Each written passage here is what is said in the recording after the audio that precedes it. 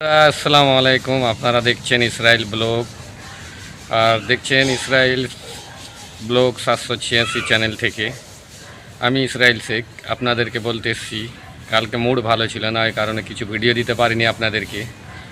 আর দ্বিতীয় কথা হচ্ছে যে আমি রুমমেটে থাকছি, তো আমার রুমের লোক অনেক, সব সময় আওয়াজ মানে ক্যাচার কুচুর লেগেই থাকছে ভাই, ওই কারণে দিতে পারছি না।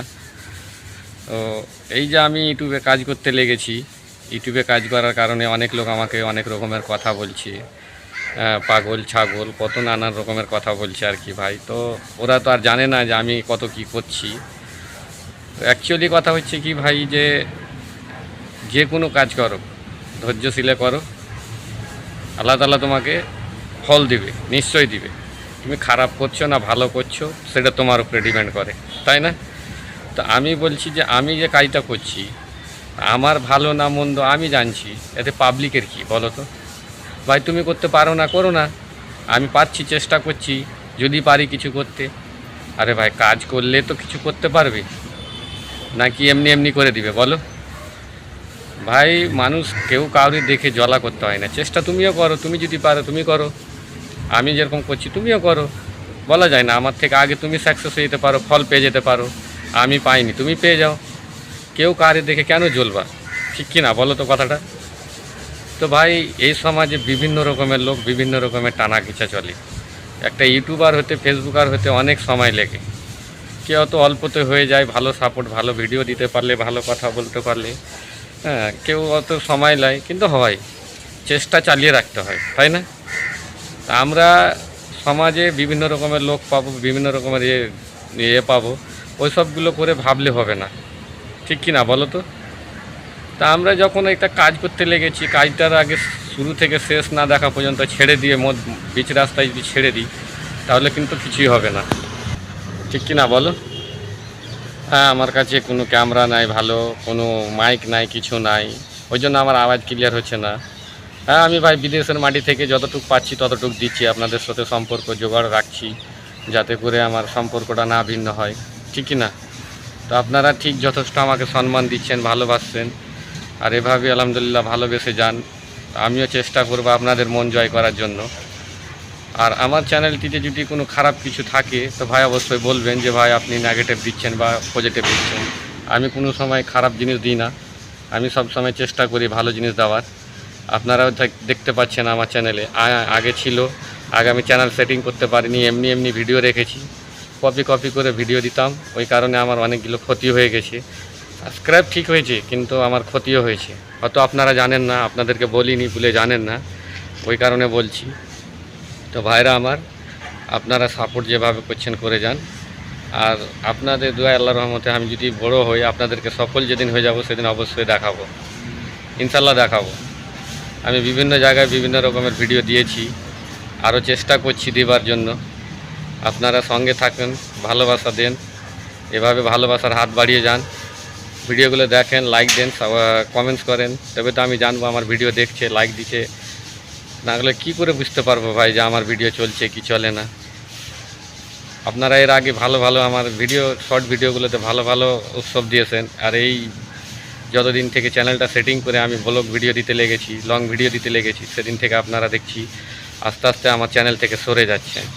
তা আমি বুঝতে পারছি না কী কারণে সরছেন আপনারা, নিশ্চয় আপনাদের মন মতন দিতে পারছি না, না কি খারাপ হচ্ছে, অবশ্য আপনারা জানাবেন, তাহলে আমি ভিডিওটা দিতে সক্ষম হব।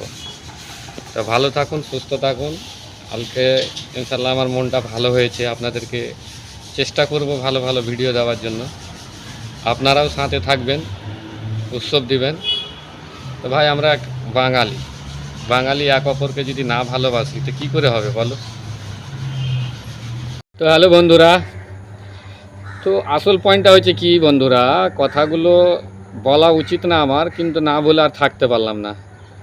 কিছু কিছু লোক আমাকে টানা মারছে যে ভাই তোমার বয়স হয়ে গেল এখন 40+, মুখে গজগজে দাড়ি বাড়িয়ে পেকে গেল, তো এইসব কী ইউটিউবে তুমি লেগে আছো, কী এসবগুলো করে বেড়াচ্ছ, তোমার এগুলো করাটা উচিত হচ্ছে না। তো বস, আমরা হচ্ছি বাঙালি, আমরা বাঙালিদের ট্যালেন্ট কখন কী হয়ে যাবে বলা মুশকিল।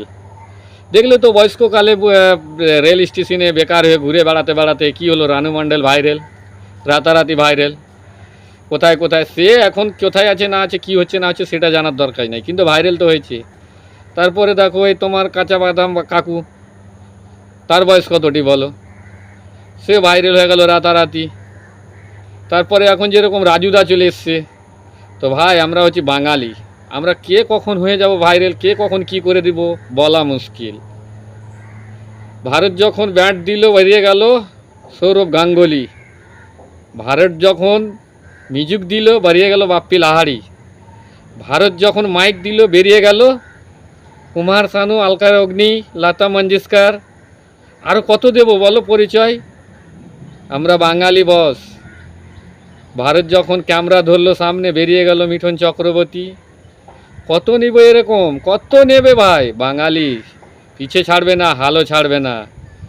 কথায় আছে না, कभी कभी जीतने के लिए हारना भी पड़ता है, कुछ पाने के लिए कुछ होना पड़ता है, उसे कहते हैं बाजीगर।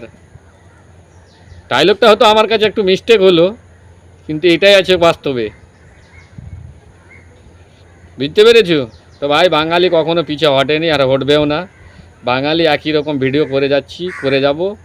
যাকে ভাই ভালো লাগবে সে দেখবে, যাকে ভাই ভালো লাগবে না সে দেখবে না, আমি বলে দিচ্ছি পরিষ্কার, ঠিক আছে? আজকে তুমি আমার ভিডিও ইগনোর করছো, কালকে তুমি আমার ভিডিও স্বইচ্ছায় ডেকে দেখবা। ভাই আমরা বাঙালি, আমরা হাতে কুন্নিলে দাঁড়ালে তাজমহল তৈরি করে দিই, কুতুব মিনার তৈরি করে দিই, লালকিল্লা তৈরি করে দিই। আমরা যখন রশ্মি কুপ্পি বল নাট বল নিয়ে দাঁড়িয়ে যাই তো লাইন টাওয়ার, মোবাইল টাওয়ার দাঁড় করে দিই বড় বড়। আমরা বাঙালি ভাই, বুঝলে তো? আমাদের ইতিহাস না হোক দেশের কাছে, কিন্তু আমরা ইতিহাস করা ছাড়িনি, ইতিহাস রচিয়েই চলে গেছি, বুঝেছো? আজও দেখো গিয়ে ভারতের কোনায় কোনায় বা অন্য অন্য রাষ্ট্রে বাঙালি আছেই, বাঙালি আছেই, বাঙালি না হলে হবে না ভাই। বাঙালির এতটুক পাওয়ার, বুঝলে তো? বাঙালিকে হেলা করো না ভাই, বাঙালিকে হেলা করো না। আমরা বুক ফাটিয়ে বলতে পারি ভাই বাঙালি। ঠিক আছে, ভালো থাকো, সুস্থ থাকো।